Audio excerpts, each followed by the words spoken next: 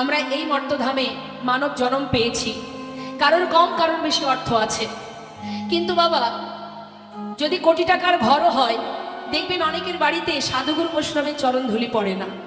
আবার কুড়ে ঘরের মধ্যে হাজার হাজার সাধুগুরু বৈষ্ণবের আগমন ঘটে যায়। এটা হচ্ছে সুকৃতি মা। সুকৃতি যদি ভালো থাকে, আপনার ঘরে বৈষ্ণবের চরণ ধুলি আপনি পাবেন। আর এই সুকৃতি না থাকলে তো পাওয়া যাবে না। তাই বলছি, সুকৃতি লাভ করতে গেলে তোমার ভিতর থেকে হিংসা, অহংকার এগুলো দূর করতে হবে, যেটা আমাদের ক্ষেত্রে একটু কঠিন হয়ে ওঠে। কি গো মা, আমরা কিন্তু হিংসা আর অহংকার নিয়েই বেঁচে আছি, আছি না? এখানে যত ভক্ত আছে একবার বুকে হাত দিয়ে বলুন তো, কার মধ্যে হিংসা নেই? ভক্ত বললে তো আর ভক্ত হওয়া যায় না, যায় কি? ভক্ত যদি কেউ হতে চায়, তার মধ্যে ভক্তির প্রয়োজন। আর ভক্তি সেখানেই বিরাজ করে যেখানে হিংসা নেই। এটাই গৌর হরি বল। যেখানে হিংসা আছে সেখানে ভগবান থাকেন না। মহাভারতে হিংসা ছিল কার? বিনা যুদ্ধে নাহি দিব সুচক্রমেরী। তাহলে এই হিংসাটা ছিল কার? দুর্যোধনের। তাই তো আপনারা সবাই মহাভারত সম্বন্ধে জানেন। তা সেই যে দুর্যোধন, যে কিনা হিংসা করেছিল, হ্যাঁ, এই কারণে কিন্তু মা ভগবান তার কাছে থাকতেন না, সেই পক্ষ তিনি নেননি। তাই তো? তাহলে হিংসা যত সময় তুমি তোমার এই হৃদয় মন্দির থেকে সেটাকে দূর না করতে পারবে, সেখানে কিন্তু ভক্তি বিরাজ করবে না। আর শুভ কাজ করতে গেলে আগে তোমার ভিতর থেকে হিংসাটাকে দূর করতে হবে। আমি বাড়িতে বৈষ্ণব সেবা দিচ্ছি বা ভগবানের পূজা দিচ্ছি, মায়ের পূজা দিচ্ছি, যাই করি না কেন, কারণ পার্শ্ববর্তী কোনো ব্যক্তির সঙ্গে হয়তো আমার একটু দ্বন্দ্ব বিবাদ আছে, আমি কি করলাম, তাকে বাদ দিয়ে বাড়িতে অনুষ্ঠান করলাম, কোনো লাভ হবে না, কোনো লাভ নেই। ওই লাখ লাখ টাকা শুধু খরচটাই হবে, বিনিময়ে আপনি যে কিছু পাওয়ার আশাই করেছেন সেটা কিন্তু পাওয়া হবে না। তাই আমাদের মাথায় রাখতে হবে, ভক্তি রাজ্যে প্রবেশ করতে গেলে সবার আগে মন থেকে হিংসাটাকে দূর করতে হবে। হিংসাকে দূর করে, দীনতা প্রকাশ করে, আত্মনিবেদন করে নিজের মন থেকে যদি কেউ ভগবানের সেবা দিতে পারে, ভগবানকে সেবা দিতে গেলে লাখ লাখ টাকা লাগে না, আপনার কিচ্ছু প্রয়োজন নেই। দুপুটা যদি নয়ন বাড়ি থাকে তাতেই ভগবান সন্তুষ্ট। নিতাই গৌর হরি বল। জানি তাই একদম ড্রাই করলে তো সর্বনাশ। কি করে গাইবো আমি? হ্যাঁ হ্যাঁ, ড্রাই হয়ে গেছে, একটুখানি রিভাব রাখুন, অল্প রাখুন, অসুবিধা নেই। তা মা, আজ দেখুন ভগবান, আজ নিত্যানন্দ প্রভু বললেন, শ্রীবাস যাও, নিমন্ত্রণের দায় দায়িত্ব তোমার রইল। সবাইকে করজোড়ে গলবস্ত্র হয়ে মাথা নত করে নিমন্ত্রণ পত্র দিয়ে চরণধুলি মাথায় নিয়ে সবার কাছে অনুনয় বিনয় করে নিমন্ত্রণ সেরে এসো। শ্রীবাস পণ্ডিত বিলম্ব না করে এবার চললেন সেই পত্রগুলো নিয়ে নিমন্ত্রণে। মহাজন বললেন, শোনো শোনো, শুনিয়া শ্রীবাস গেল নদিয়া নগরে, শুনিয়া শ্রীবাস গেল নদিয়া নগরে, শ্রীবাস চলে যা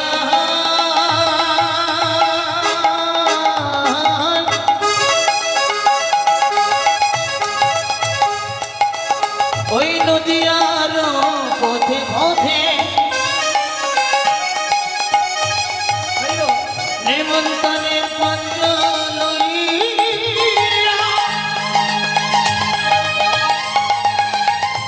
শ্রীবাস চলে যায়, চলে যায় গো।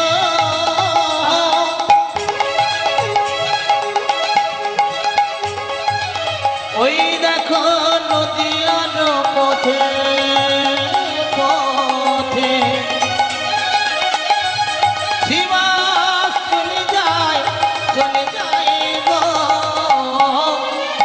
শ্রীবাস গেল নদিয়া নগরে, নিমন্ত্রণ করিল সবে যোগে আসিবারে, ওই নিমন্ত্রণ করিল সবে যোগে আসিবারে, আপনারাও আসিবে, আপনারাও আসিবে, আপনারাও আসিবে, আপনারাও আসিবে, হরিনাম মহাযোগে আপনারাও আসিবে, এই হরিনাম মহাযোগে আপনারা আসিবেন, ওই হরিনাম মহাযোগে সুরধ্বনির তটভূমে, হরিনামে মহাযোগে, ওই না সুরধ্বনির পটভূমে, হরিনামে মহাযোগে, ওই না আপনারা আসিবে, সুরধ্বনির তীরে আসি দিল দর্শন। নিমন্ত্রণ করিল সবে যজ্ঞে আসিবারে। সবাইকে নিমন্ত্রণ করলেন। এদিকে নিমন্ত্রণ পাওয়া মাত্রই তাদের আর আনন্দ ধরছে না, যেমন আপনাদের আনন্দ হচ্ছে। 1 বছর অপেক্ষা করে আছেন কবে এখানে সুন্দর হরিবাসর হবে, অগণিত সাধু বৈষ্ণব আসবে, কৃষ্ণ কথা শ্রবণ হবে। তাহলে আনন্দ তো সবার মধ্যেই হয় মা। হ্যাঁ, যারা ভগবানকে ভালোবাসে তাদের মধ্যে একটা আলাদা আনন্দ কাজ করে, যেটা অন্য কোথাও পাওয়া যায় না। তা আজ দেখুন, তাই আজ মহাজন বললেন, যখনই কিনা ভক্তগণ শুনেছেন যে সুরধনির তীরে গৌরহরি যজ্ঞ করবেন, অগণিত ভক্তগণের আনন্দ ধরছে না, তারা তো গৌরকে বড় ভালোবাসে। তাই সমস্ত নদেবাসী খবর পাওয়া মাত্রই ছুটছে সুরধনির তীরে। মহাজন বললেন, দেখো শুনিয়া আজ সবাই মিলে যাচ্ছে, নিমন্ত্রণের পত্র পাইয়া আনন্দিত মন। নিমন্ত্রণের পত্র পাইয়া আনন্দিত মন। ওই না নিমন্ত্রণের পত্র পাইয়া আনন্দিত মন। সুরধনির তীরে আসি দিল দর্শন। সুরধনির তীরে আসি দিল দর্শন। দেখো সুরধনির তীরে আসি দিল দর্শন। সুরধনির তীরে আসি দিল দর্শন।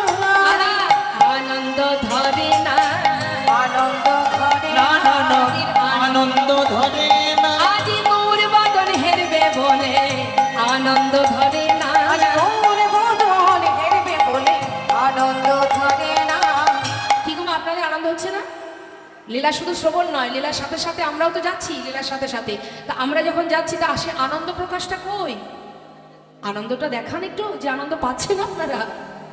নিতাই গৌর হরিবল হরিবল।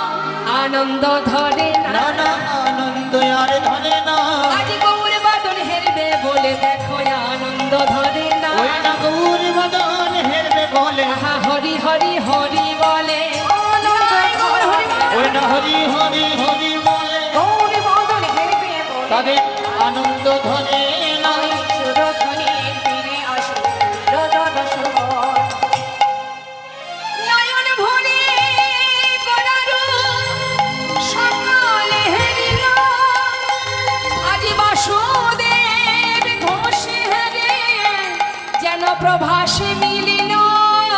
বাসুদেব ঘোষে হেরি যেন প্রভাতে মিলিল। মহাজন বাসুদেব ঘোষ বললেন, দেখো দেখলে যেন মনে হচ্ছে যে প্রভাসের তীরে, প্রভাস নদীর তীরে ভক্ত ভগবানের মধুর মিলন হয়েছে। এত সময় আমরা গৌর কথা শুনছিলাম মা, এবার চলে যাব লীলা কথায়। তা চলুন আমরা লীলা কথায় যাব কোথায়? ভগবান শ্রীকৃষ্ণচন্দ্র তিনি যজ্ঞ করেছিলেন প্রভাস নদীর তীরে।